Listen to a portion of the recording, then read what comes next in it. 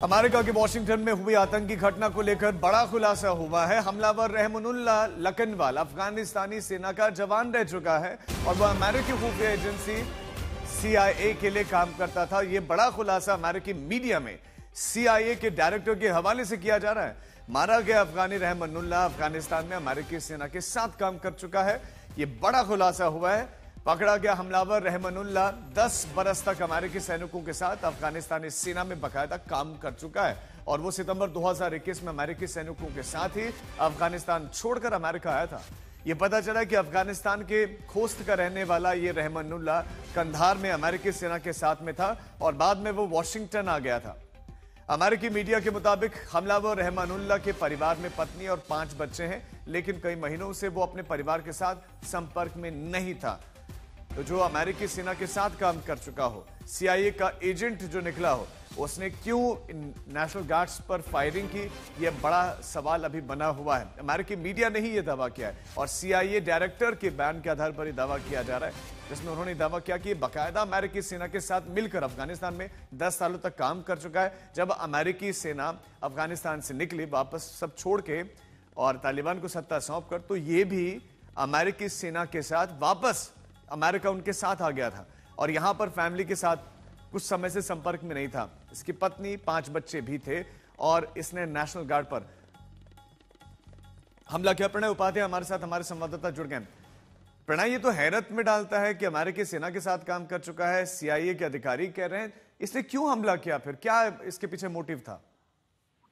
देखिए, अगर आप देखें कि रहमानुल्लाह जिस योजना के साथ या जिस स्कीम के तहत अमेरिका में आया था, वो सिक्योर अलाइज प्रोग्राम ही था। यानी ये उन लोगों को सुरक्षित करने की ही स्कीम थी जिन लोगों ने अफगानिस्तान के अंदर CIA या अमेरिकी सेना के साथ में वहां उनके ऑपरेशंस में मदद की थी और तालिबान के आने के बाद उनकी जान को खतरा हो सकता था। इसीलिए उसको यहाँ पर सिक्योर करके लाया गया था। वो फ्लाइट की तस्वीरें आपको याद है कि किस तरीके से अफरा तफरी का माहौल था अगस्त 2021 के अंदर अमेरिका से अमेरिकी सेनाओं के अफगानिस्तान छोड़ने के बाद। वहां से भगदड़ मची थी, लोग निकलना चाहते थे क्योंकि बहुत सारे लोग जिन्होंने अमेरिकी सेना के साथ काम किया था। लेकिन यहाँ पर बड़ा सवाल राजीव ये खड़ा होता है कि आखिर ऐसा क्या हुआ कि जिस अमेरिकी सेना के साथ उसने काम किया, CIA के साथ में काम किया, जिन अमेरिकी अधिकारियों के साथ में वो संपर्क में रहा, अचानक से वो अमेरिका में ही हॉस्टाइल हो जाता है। और जिस तरीके से ये पूरा घटनाक्रम अनफोल्ड हुआ है, इसे नेशनल गार्ड के खिलाफ जो हमला हुआ है, 2 नेशनल गार्ड के खिलाफ, उसके बाद इस घटना को लेकर गंभीर सवाल खड़े हो रहे हैं। एक तरफ राजनीति गरमाई हुई है, राष्ट्रपति डोनाल्ड ट्रंप का काफी तल्ख बयान सामने आया है। उन्होंने दोष सीधे सीधे पूर्व राष्ट्रपति जो बाइडेन और उनके प्रशासन के माथे बढ़ा है। लेकिन इस पूरे घटनाक्रम को लेकर बहुत गंभीर सवाल ये खड़े होते हैं कि अमेरिकी सेना और अमेरिकी सरकार जिन लोगों को सुरक्षित बताते हुए सुरक्षित करने के लिए लेके आई है, उनके आने के बाद अमेरिका खुद कितना सुरक्षित है। बहुत शुक्रिया प्रणय आपका इस तमाम जानकारी के लिए। तो रहमानुल्लाह लखनवाल को वॉशिंगटन में नेशनल गार्ड्स पर हुए हमला करते हुए पकड़ा गया है, जिसमें 2 नेशनल गार्ड्स गंभीर रूप से जख्मी हो गए हैं। हैरानी की बात यह है कि यह हमला व्हाइट हाउस से चंद 100 मीटर दूर हुआ है और राष्ट्रपति डोनाल्ड ट्रंप ने इस हमले को एक आतंकी हमला करार दिया है। This assault was an act of evil, an act of hatred, and an act of terror.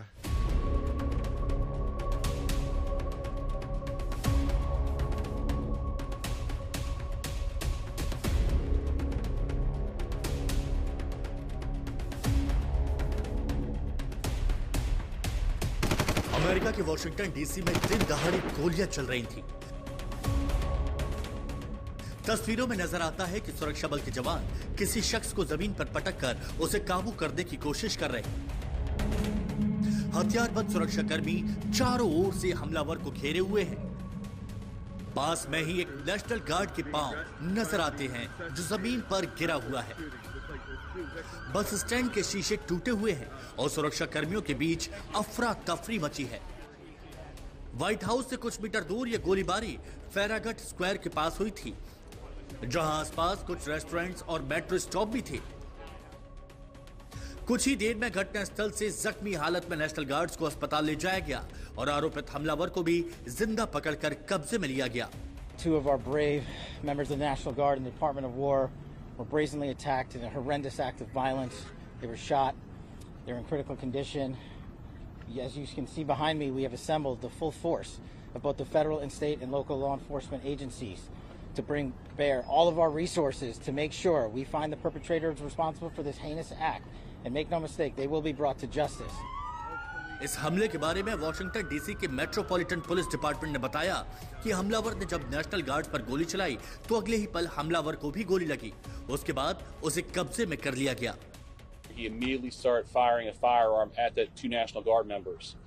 So at that time, there were other National Guard members that were in the area. They heard the gunfire. They actually were able to intervene and to kind of hold down the suspect after he had been shot on the ground until law enforcement got there within moments. बाद में पहचान उजागर हुई कि गोली चलाने वाला शख्स अफगानिस्तानी नागरिक रहमानुल्लाह लकनवाल है, जो अमेरिकी सेना के साथ काम कर चुका है। हमलावर ने किस मंशा से गोलीबारी की थी, इसकी जांच अभी जारी है, लेकिन अमेरिकी राष्ट्रपति ट्रंप ने इस हमले को आतंकी हमला माना।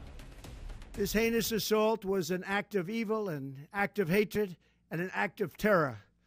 It was a crime against our entire nation. It was a crime against humanity. The hearts of all Americans tonight are with those two members of the West Virginia National Guard and their families. The love of our entire country is pouring out for them, and we are lifting them up in our prayers.